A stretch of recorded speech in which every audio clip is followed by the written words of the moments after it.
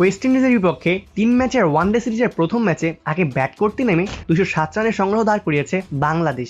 অভিষেকেই উজ্জ্বল ছিলেন মাহিদুল ইসলাম অঙ্কন, সাথে 50-র দেখা পেয়েছেন তাওহিদ হৃদয়। শেষ দিকে জোড়া ছক্কায় 13 বলে 26 রান করেন রিশাদ হোসেন। মিরপুর শেরেবাংলা ন্যাশনাল ক্রিকেট স্টেডিয়ামে আগে টসে হারে ব্যাট করতে নামে বাংলাদেশ। ইনিংসে গোড়াপত্তনে এদিন নামেন সৌম্য সরকার এবং সাইফ হাসান। কেউই বেশিক্ষণ টেকে থাকতে পারেননি। দলের 8 রানের মধ্যেই সাজ করে ফিরেছেন এই দুই ওপেনার। 6 বলে 3 রান করে বিদায় নেন সাইফ, সৌম্য ফেরেন 6 বলে 4 রান করে। এরপর প্রতিরোধ গড়েছেন নাজমুল হোসেন শান্ত এবং তাওহিদ হৃদয়।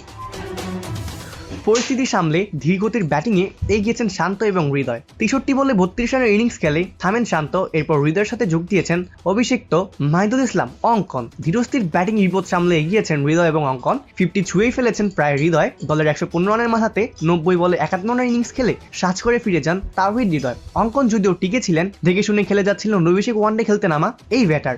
অধিনায়ক মেহেদী হাসান মিরাজ মাঝে 27 বলে 17 রান করেছেন। অভিষেকে 50-র খুব কাছাকাছি গিয়েও থেমেছেন অঙ্কন। 76 বলে 46 রান করা এই অঙ্কনকে বোল্ড করেন ওয়েস্টার্ন চেইজ। এর আগে মিরাজকেও ফেরান চেইজ।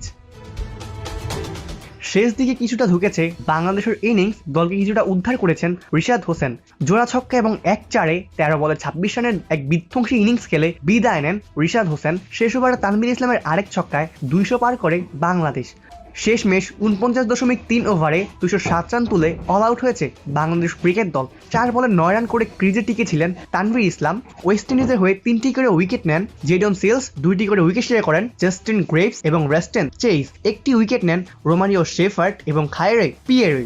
কি মনে হয় আপনার, বাংলাদেশ কি পারবে ওয়েস্ট ইন্ডিজকে হারিয়ে প্রথম ওয়ানডে ম্যাচটা জিতে নিতে? অপূর্ব দাস, প্লেভাস নিউজ।